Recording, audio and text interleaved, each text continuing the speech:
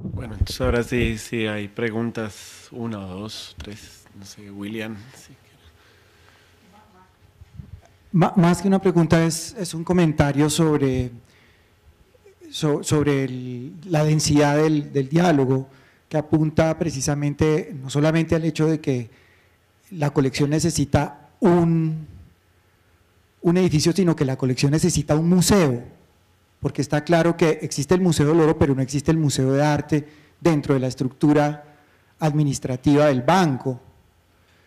Eso significa además que ese museo necesita un proyecto museológico y aunque suene muy conservador para uno de los profesores que está comprometido con la creación de la maestría en museología, la única maestría en museología del país, creo que el país necesita una galería nacional y efectivamente la única institución que puede hacerla en este país es este banco, el Banco de la República.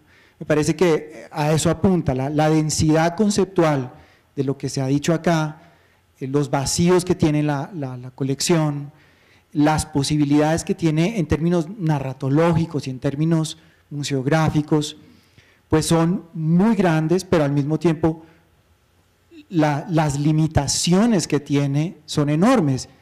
E insisto que esa colección necesita un museo de la misma categoría que tiene el Museo del Oro, con una independencia administrativa, o no sé cómo decirla, con una caracterización administrativa, con una dirección, con una curaduría, con unos departamentos de investigación muy claros, con un proceso de documentación.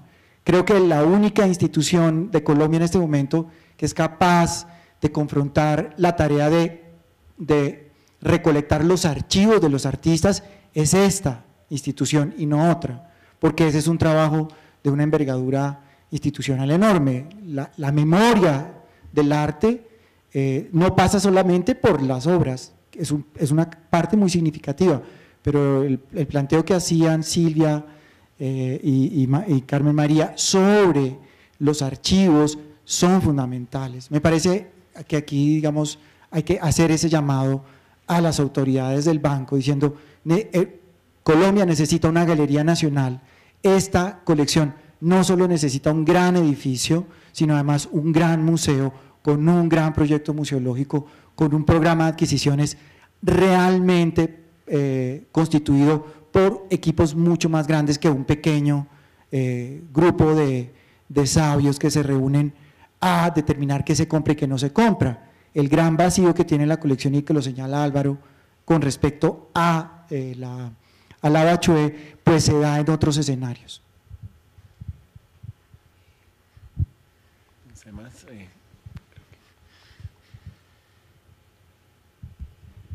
Gracias. Estaba pensando en la analogía que hace Silvia sobre la colección como el álbum de familia. Me llama mucho la atención porque es entonces como la historia que se quiere contar de la familia y toda esa historia también tiene como un episodio negro. La parte de la familia que no se quiere contar o lo que se quiere ocultar o a lo que ni siquiera se le tomó foto. El tío que estuvo en la cárcel, el hijo marihuanero o el hijo travesti, perdón, es que estoy haciendo muchas relaciones con el travismo y a partir de eso de los vacíos. A eso viene la reflexión. Cuando se cuenta una historia de esta manera, ustedes están como negando que esto fuera un discurso histórico del arte colombiano. A mí sí me parece que en un país donde muchas personas solamente van una vez en la vida a un museo, porque ya lo vieron, entonces no tienen que volver, se convierte en el canon. Y los que están en ese museo son los artistas más representativos y posiblemente las obras más representativas, según el criterio de estas personas. Finalmente la gente sabe perfectamente que el banco es la única institución que tiene la capacidad para adquirir obras como las que están acá presentes. Yo personalmente fui testigo presencial de un nefasto día en el que ocurrió un vacío histórico, o más bien fui testigo de un evento que negó una posibilidad grandísima en la historia del arte colombiano. En el año 2008 se exhibió en la Galería Mundo la Bachué, después de 10 años de no haber sido mostrada. La última vez que se había mostrado creo que había sido en el Museo de Arte Moderno. Y antes de eso la Bachué ya se perdía 70, 80 años más o menos. En la Galería Mundo, la obra se pone a la venta. Y, por supuesto, uno de los invitados a que comprara la obra o que la adquiriera iba a ser el Museo Nacional y el Banco de la República. Se invitó a la maestra Beatriz González a que fuera a ver la pieza para que el banco la adquiriera, y por pura casualidad tuve esta suerte, no sé si positiva o negativa, de haber presenciado el momento en que Beatriz González dijo: no, a nosotros esto no nos interesa, y cerró completamente la posibilidad a la historia del arte colombiano, a la colección misma, que esta obra fuera observada por personas dentro de 50, dentro de 100 años y hasta más, generando un vacío increíble. Vacío que, como digo, de pronto una persona que no conoce el mundo del arte colombiano no lo presencia, ni siquiera lo nota, pero una persona que es conocedora, como muchos de los que estamos acá, de la historia del arte colombiano, encontramos ese vacío, porque ese vacío tiende a ser como una especie de tumba. Cuando se cava una tumba, queda una montaña de tierra al lado. Así que en este caso, los vacíos se hacen más notorios cuando hay una gran abundancia a los lados. Hay una gran abundancia en unos periodos, hay una gran abundancia en ciertos artistas. Por ejemplo, Silvia estaba diciendo que hay una extensa repertorio de Wiedemann o de pronto de Santa Marías. Así que acá les devuelvo entonces una pregunta que de todos modos el profesor Álvaro ya contestó. Maestra Beatriz, ¿usted encuentra muchos vacíos o es abundante su periodo histórico trabajado? Y para los demás también. Yo quiero decirle que usted no está diciendo la verdad. Yo lo que dije, que vine y traje, y con Miguel Urrutia defendimos en el comité, y usted no estaba presente en el comité, porque usted nunca ha sido el comité, ¿no es cierto? No, yo presencié, fue en la galería donde estaba trabajando Yo la vi y llegué, y yo fui la persona que trajo la noticia al banco de que se debía comprar. De manera que a mí me parece que usted está haciendo una tergiversación de una noticia que anduvo por ahí diciendo que yo había dicho que no. No, yo lo presencié personalmente. Yo nunca dije que no, sino todo lo contrario. En cualquier caso, no es un secreto que usted no ha sido partidaria nunca de este periodo. No, pero ¿quién dice eso? No veo por qué yo soy una negarlo. historiadora del arte, jamás en la vida yo me he opuesto a esas obras, y es más, yo conozco la obra de Rómulo Rosso, yo nunca dije eso, esto es un invento, y esto es un invento muy grande porque nombramos un comité para que fuera a negociar, y el negocio no se pudo hacer, y el negocio el negocio estaba respaldado por Miguel Urrutia y por mí. De manera que yo llegué y acredité ante el banco, y usted puede mirar las actas del banco, si quiere, en las cuales yo aprobé eso, y me parece que eso fue una cosa muy inventada y que armaron para desacreditar no sé qué. ¿Cómo no me va a gustar a mí esa época? Si es casi vecina a mi época. No es una intención de desacreditarla, le estoy diciendo que yo trabajé en ese periodo en la galería y sí, por pura casualidad estuve presente el día que usted visitó la exposición. De ninguna manera usted oyó mal, entonces. Bueno, no esperaba que dijera que sí. No, pero ni iba a decir que sí porque eso no corresponde a la verdad.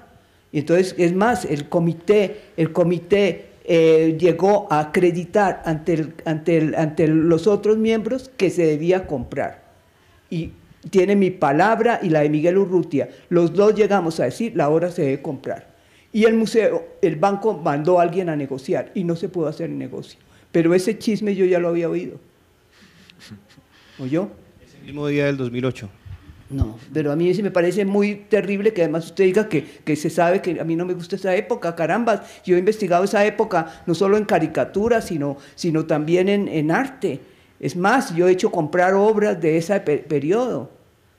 Pero maestra, no me contestó usted la pregunta. ¿Cómo ve abundante las obras en esa colección del periodo que usted trabaja? O si tiene muchos vacíos, esos imperdonables que hay en la colección.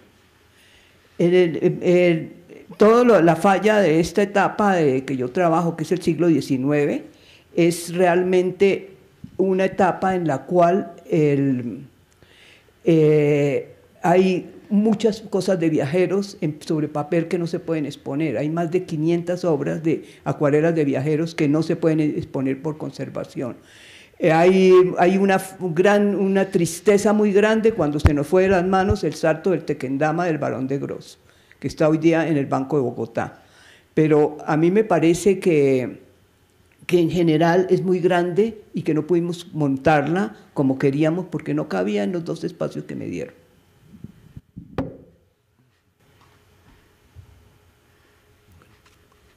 Para ese caso creo que Beatriz menciona unas actas, se puede corroborar las actas y así se puede cotejar con lo que usted menciona. Creo que también obviamente estamos hablando de una institución compleja, llena de intereses, ¿sí? Llena de cosas. También William creo que lo mencionaba, como tal vez esa figura de museo de arte también haga que haya un curador, ¿no? Porque sin demeritar la labor de Efraín, pues no, realmente aquí no hay una figura de curador en esta institución, en parte por eventos previos de la donación Botero y ciertas estipulaciones ahí que se querían hacer. Y también otras personas en foros como en esfera pública, como Guillermo Villamizar, creo que ha tenido acceso como a las sumas que se han pagado, por ejemplo, por una obra de Doris Salcedo, ¿sí? Y él ha mencionado que esa suma le parece excesiva. Nuevamente, por eso es una institución pública, así a veces no lo parezca, y a veces está disociada del poder gubernamental, cómo se maneja. Esta institución es tan pública como cualquier otra.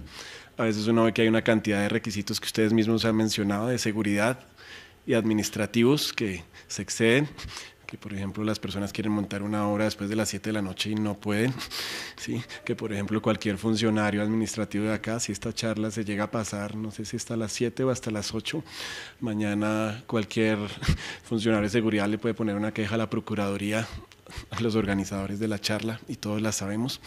Y eso creo que también requiere también un poco en la línea de lo que menciona William, de que no sea una cantidad de salas separadas, sino que sea como un lugar de pronto con más solidez, no solo arquitectónica, sino también administrativa. Y creo que en eso tenemos un acuerdo general, a pesar de las diferencias, ¿no? Sí.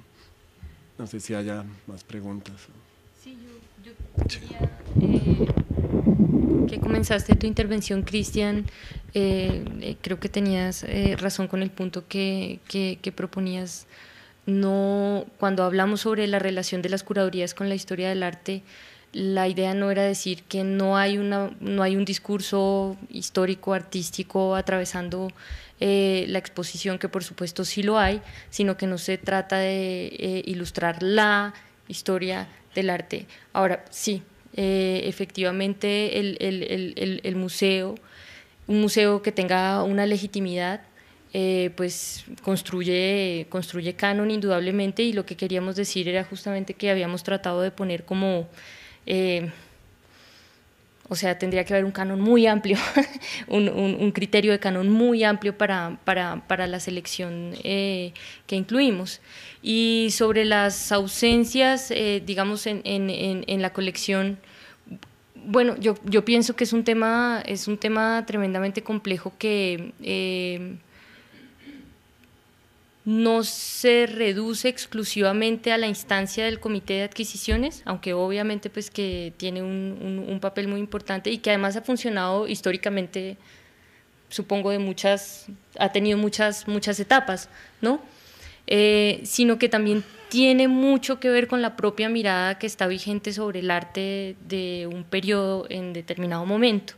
Entonces, además del propio trabajo que se hace dentro de la institución, es súper necesario seguir alimentando esa mirada con el trabajo desde el campo de la historia del arte, desde la curaduría independiente, como que esas necesidades se pongan de plano desde esa práctica, porque finalmente pues una institución pues definitivamente tiene unas posibilidades, es como un cuerpo que tiene una historia, tiene un funcionamiento, por supuesto que puede cambiar, puede mejorar, puede ampliarse, pero pues en un proceso muy, muy complejo, ¿verdad? Y en ese sentido, justamente había pensado cuando habías hablado habías hecho esa pregunta sobre el canon, había recordado esta exposición pues de Álvaro Medina que se llamaba Colombia en el umbral de la modernidad. Colombia en el umbral de la modernidad. Y había pensado decir como que efectivamente, como el tiempo de la historia no es el tiempo del reloj,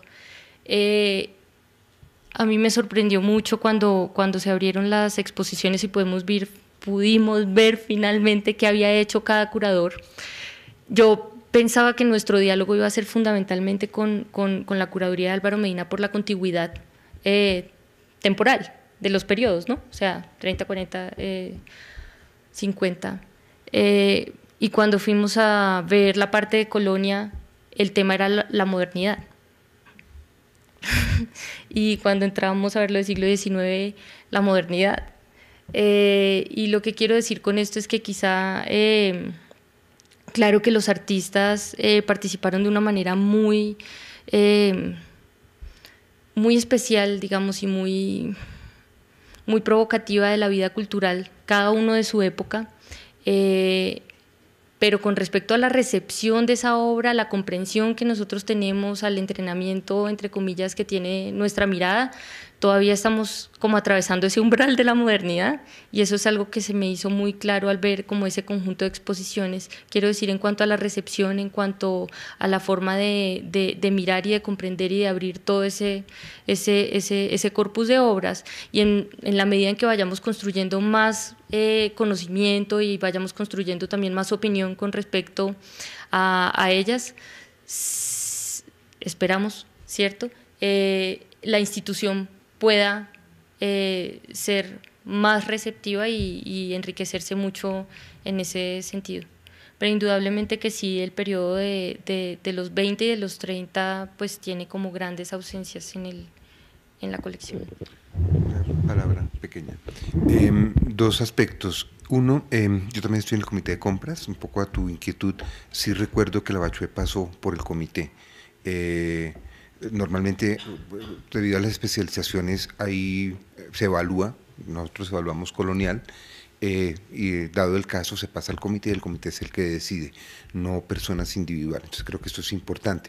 Y esto también creo que es importante mencionar las condiciones de adquisición, porque es que en la adquisición del banco y con lo que nosotros hemos trabajado para la exposición juegan muchos factores. Juega desde los precios, lo que está en el mercado y lo que se ofrece al banco. Entonces a veces es muy difícil lograr adquisiciones de obras muy representativas porque están en colecciones privadas o porque no circulan. Entonces también estamos dependiendo de muchos factores. Digamos, nosotros cuando hacemos la curaduría, porque las políticas también van cambiando con respecto a lo que son las adquisiciones. Pero lo que creo que es interesante es que se está haciendo lo posible por hacer una buena colección y una colección representativa de los diferentes campos, desde los artefactos del siglo XVI, coloniales, hasta la obra más contemporánea. En esto creo que con muchos defectos, pero se está haciendo un esfuerzo. Y lo que estamos tratando de hacer con esta curaduría es tratar de ponerlo en escena. Sí, Álvaro, iba a decir. El micrófono De la misma línea de lo que estamos hablando. A ver, yo creo que esta pequeña polémica hay que orientarla de una manera constructiva. Yo estoy de acuerdo con lo que planteó William de que es necesario que el Banco de la República piense realmente en una galería nacional con un museo bien definido. Y la idea de museo implica, que también lo mencionó William, una política de adquisiciones apropiada.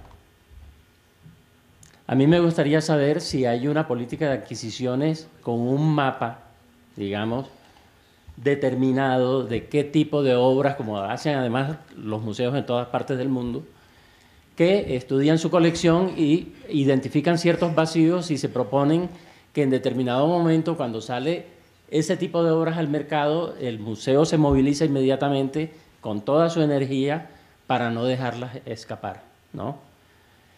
En ese contexto me preocupa un poco, siento de pronto, es invención mía, una cierta hostilidad hacia la historia del arte. Yo pienso que ¿por qué? Al fin y al cabo los museos albergan la historia. Puede ser la historia de las ciencias o la historia de la tecnología, la historia de la medicina, la historia del arte.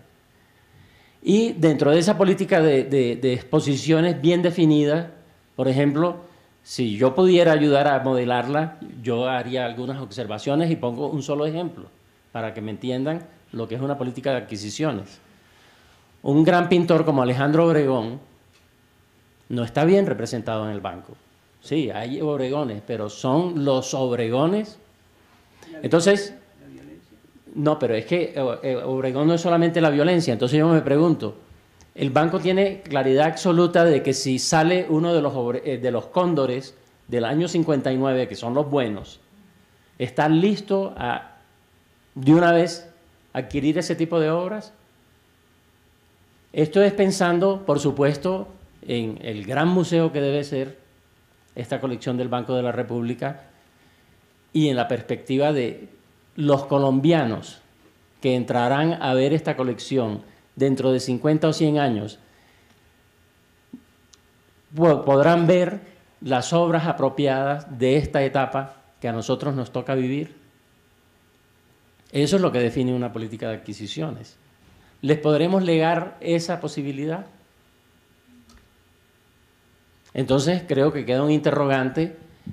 No sé cuáles son los métodos de trabajo del Comité de Adquisición, pero esto yo lo digo con el sentido más constructivo de algunas de las cosas que habría que repensar y reorientar. Yo creo que de que estaba Darío Jaramillo se planteó como una gráfica de prioridades, qué se debe comprar, qué hace falta, y yo lo llamaba el álbum de monas, ¿no? Lo tengo, no lo tengo. Entonces eso se formó como una cuadrícula de qué se necesitaba, y cada uno de los miembros del banco del comité debía buscar ciertas obras que hacían falta. Pero hay unas obras además, y me quiero preguntar a Álvaro acá, que se adquirieron y que son muy importantes y que no están en sus salas, como son las obras de Darío Jiménez, que era el gran gaitanista, que era un político, y también el gran retrato de Alberto Arango. Están las caricaturas de Alberto Arango, pero no está el gran retrato, que yo creo que es la primera obra expresionista que se hizo en Colombia. Yo quería preguntarle por qué no está ni Darío Jiménez, ni el retrato de Alberto Arango, que está en la colección, ni Rodríguez Acevedo, que me parece que había unas grandes obras de ese periodo. No me lo va a creer, pero creo que en ese sentido los archivos del banco como que no están bien organizados. Porque yo tuve la sorpresa, como hubo varios guiones, y eso se fue corrigiendo con el paso del tiempo, entre otras cosas, porque esto debió abrir hace como un año y hubo una serie de circunstancias que aplazaron la inauguración. Entonces, por fortuna, hubo ese aplazamiento, porque yo vine a descubrir en determinado momento que existían unas obras, y eso porque yo pregunté, que existían unas obras en los depósitos del banco que a mí nunca me las reportaron. Y entonces creo que eso se puede deber a uno de esos fenómenos, es decir, no hubo claridad absoluta, y ahí tenemos entonces un tema más, ¿no? Y esto no es ningún reproche a los funcionarios del museo, sino a alguna manera como están organizadas las cosas que no nos permiten en realidad ir al fondo de lo que nos proponemos hacer como curadores. Sí, no, pues yo quería de todas maneras sacar un poco la reflexión del banco, ¿no? Porque me parece que lo que está en juego es como ese problema de que todos estamos muy apegados al aura de los objetos. Entonces sí siento que pues tenemos que superar un poco eso y no como sentir esa idea como del poder, ¿no? Como yo tengo el poder de adquirir este objeto o no lo tengo. Y yo creo que la experiencia estética va mucho más allá de ese poder. O sea, me parece que ya se han hecho en Bogotá varias exposiciones, como las de Jaime Cerón, por ejemplo, que hacían el Planetario, en las que se cuestionaba todo el tiempo esa idea del aura, y los mismos artistas contemporáneos pues han sacado su obra pues de esa idea del objeto, y que es el objeto el que vale. Entonces pues sí siento que estas plataformas virtuales en las que se pueden activar pues las obras que de pronto el objeto está en manos, pues no sé de quién, en otras manos, pero eso no quiere decir que uno no pueda tener una experiencia de ese objeto a través de una imagen o a través de una réplica o lo que sea, porque creo que también estamos muy apegados como a esa idea de la originalidad, ¿no? Entonces todo tiene que ser original, el que tenga la plata lo compra. Entonces también siento que pues ya, ¿no? Como que pues me parece que no tenemos que seguir jugando ese juego de poner como a la gente que tiene el poder y de adquirir los objetos en un lado y a los que no tenemos el poder de adquirir esos objetos en otro lado, ¿no? Entonces creo que la experiencia estética va más allá de eso y es darse como el gusto de tener una experiencia o una situación que incluso a veces pasa por otros lugares que no son el museo, sino por los intersticios, por lo que nos mostraba Lucas, que son como esos corredores, esos patios, esos espacios que a veces no se entienden muy bien, pero que son también válidos y son valiosos. O sea, siento que esta idea de claro, que todos tenemos que tener un museo grandísimo, con buena luz y salas adecuadas y el cubo blanco y todo esto, pues es pertinente también, pero siento que también estamos todo el tiempo mirándonos con relación a otro, ¿no? Que tiene como ese edificio y ese espacio minimalista y ese como, no sé, como espacio ideal, que pues está como muy en la utopía y no vemos lo que estamos haciendo ahora.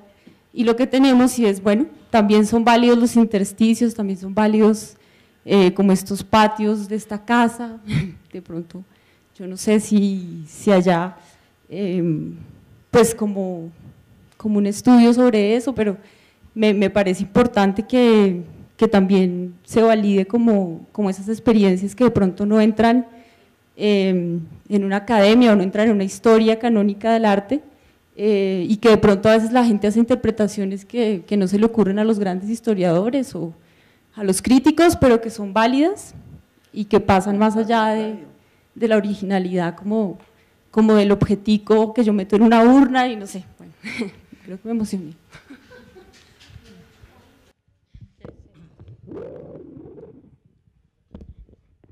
Bueno, creo que hace un buen punto Rocío en términos de interpretación, ¿no? De que también lo que importa es la interpretación. Sí, puede haber un libro en la biblioteca, pero si nadie lo está leyendo, no existe. Y que también, sé que también Efraín no lo mencionó, tal vez por pudor, pero sé que hay una iniciativa fuerte del banco de digitalización, de creación de un archivo digital, donde también van a poder haber curadurías y que también, pues Cristian se fue, pero también es un lugar que va a servir para mostrar que no solamente el canon es de lo expuesto, sino que también es el canon de lo adquirido.